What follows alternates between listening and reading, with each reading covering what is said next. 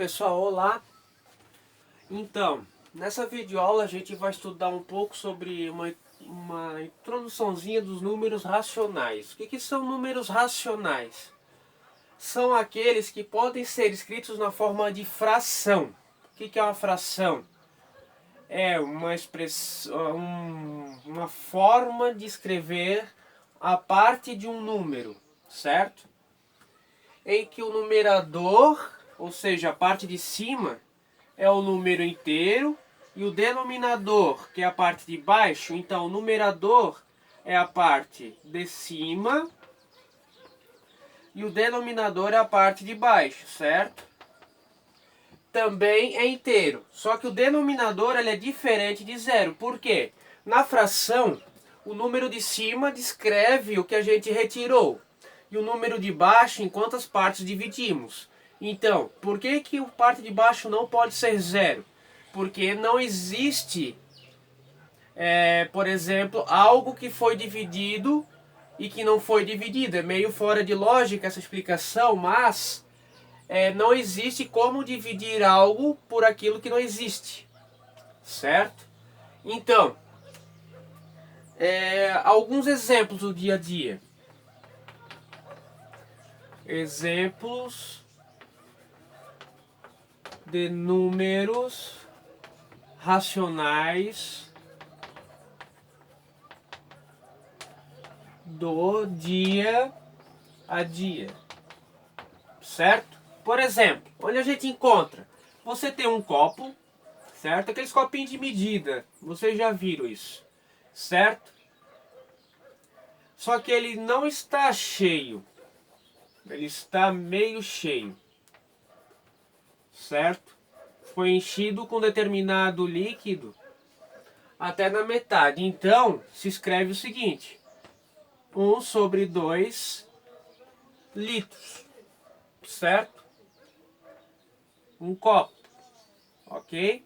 Aqui tem um copo. Onde a gente encontra mais isso? Em bombas de gasolina, né? Você aqui tem uma bomba de gasolina, né? Aqui tem os visorzinhos, aqui tem a mangueira, né?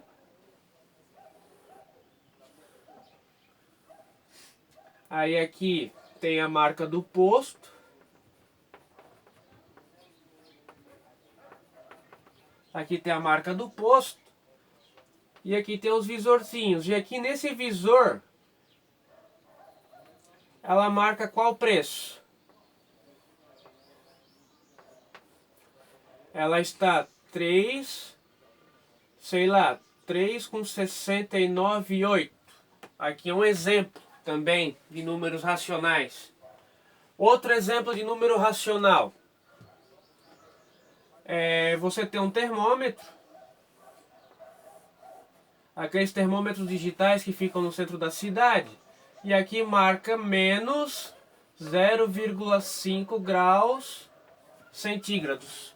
Então, isso são exemplos. Então, aqui um copo d'água. Vou botar aqui um copo d'água. Aqui uma bomba de combustível. Uma bomba de combustível. E aqui um termômetro digital. Certo? Então, aqui são exemplos do nosso cotidiano, certo? Onde a gente encontra exemplos de números racionais do dia a dia. Também tem naqueles copinhos de receita, certo? Então, aqui também a gente encontra. Olha só, não sei se dá para ver certinho, olha só. Vamos acompanhar aqui, temos açúcar, farinha, água, arroz e a xícara, certo? Olha só, por exemplo, o arroz, 200 gramas de arroz chega quase a uma xícara, certo? 100 gramas de arroz é quase meia xícara. Então, vamos ver aqui uma equivalência. Farinha, sei lá, farinha de mandioca, farinha de trigo. Então, olha só, temos 150 gramas. Se a gente colocar uma risca reta, dá uma xícara o equivalente. Se a gente colocar 100 gramas de farinha, vai ser mais ou menos perto de meia xícara. Então, isso aqui é um copinho de medida, certo? Que a mãe de vocês usa, a irmã de vocês usa, vocês usam, o pai de vocês usam. Então, isso daqui, ó, tá representado por frações, ó, certo? E essas frações são os números racionais, certo? Então, o que não é número racional? Ó, o que não é número racional? O que não é números racionais? O que não são números racionais? Raiz quadrada de número primo. Não tem.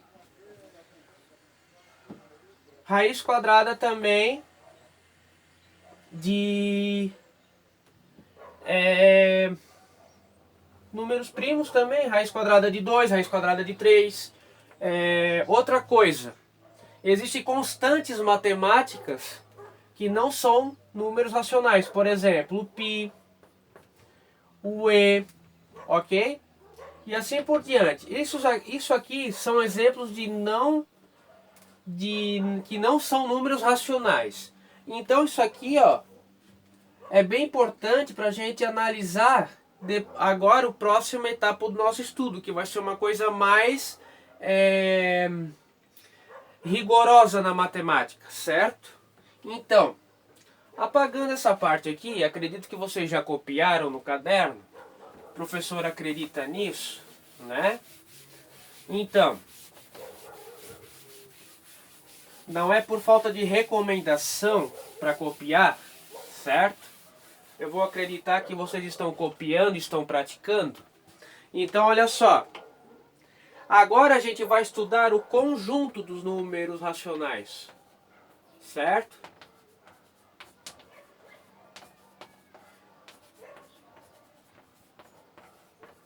Conjunto dos números racionais. Qual é a diferença do números racionais e conjunto dos números racionais, professor? O conjunto, o que é? Conjunto é uma coleção de determinada coisa. Conjuntos não tem uma definição clara, porque ele, junto com a definição de ponto, reta e plano, eles são chamados de entes primitivos da matemática. O que quer dizer isso? Que não tem uma definição clara do que é isso, certo? Apenas sinônimos. Então, aqui, deixa eu só fazer uma parte teórica aqui. O conjunto dos números racionais, ou seja, a coleção dos números racionais, são todos os números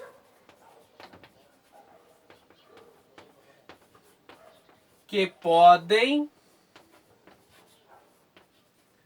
ser escritos na forma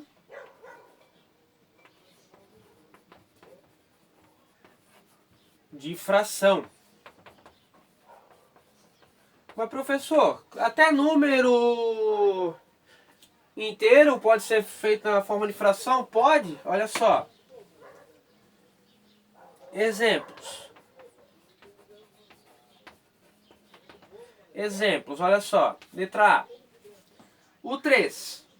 Eu posso escrever ele na forma de fração? Posso. E vai ficar dessa forma aqui, ó.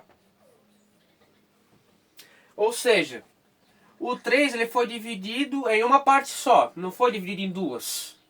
Certo? Letra B.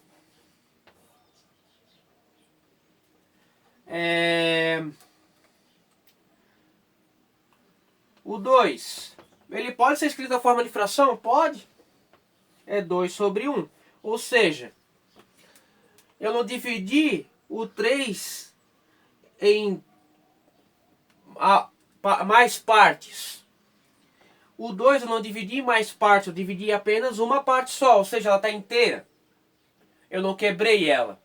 Então, isso são exemplos de números inteiros da forma fracionária. E tem as tradicionais frações, né? 1/2, né? E, sei lá, 3/2, certo? Então, como é que isso vai funcionar, isso aqui agora? Aqui vai ter um novo título, certo? Um novo título. Que é o quê? Relação de pertinência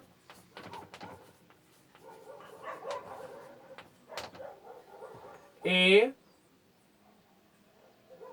relação de pertinência dos números racionais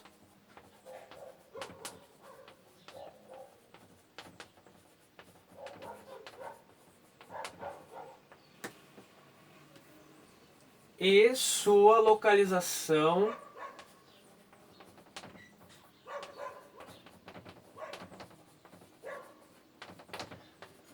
na reta numérica.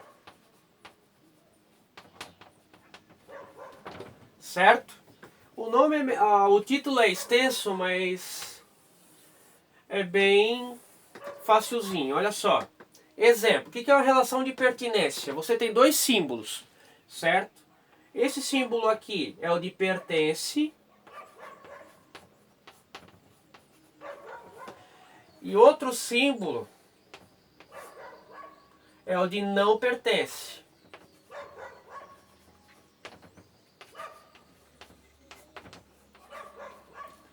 Certo? Pertence e não pertence. Exemplos.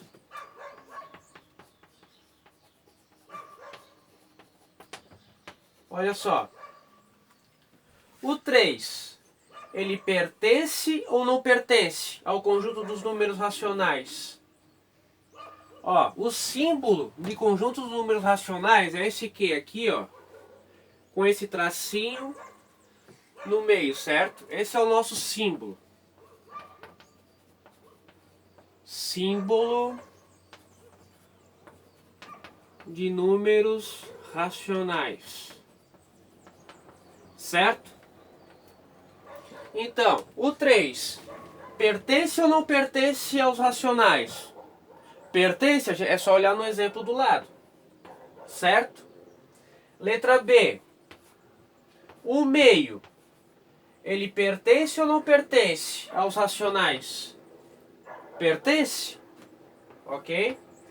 A raiz quadrada de 2 pertence ou não pertence? Não pertence. Por quê? Não pode ser escrito na forma fracionária. Olha só. Raiz quadrada de 4 pertence ou não pertence? Raiz quadrada de 4 ela é exata. Dá 2. Ok? Então, e o 2? Ele é número racional? Sim. Então, ele pertence. Raiz quadrada de 2 não pertence. Raiz quadrada de 4 pertence. Então, letra D, letra E aqui outro exemplo. Raiz quadrada de 3 pertence ou não pertence? Não pertence. Certo? Então, isso são os conjuntos dos números racionais. Agora vem a representação na reta numérica. O que é a reta numérica? É uma reta, certo? O próprio nome diz, é como se fosse uma régua, certo? Cheia de números. Essa é chamada de reta numérica. Então, olha só.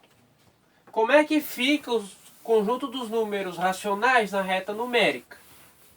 Olha só. Representação na reta numérica.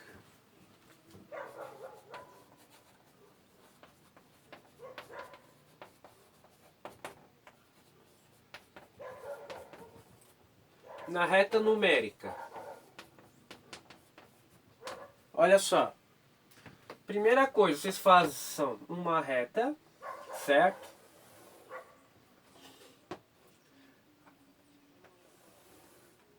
É uma reta. Aqui no meio está o zero. À direita do zero estão os positivos. E à esquerda do zero estão os negativos. Ok? Ó. Vamos localizar. Ó, localizar.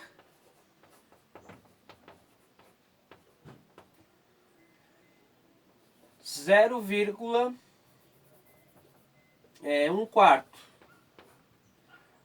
Aqui é a letra A. Letra B. Vamos localizar o 3/2. Vamos localizar na reta o 4/5. Certo? Aqui, 1/4. Vocês aprenderam lá no 6º ano ou no 5º ano como transformar fração em números decimais. Como é que eu vou transformar isso? Olha só, eu pego 1 e divido por 4.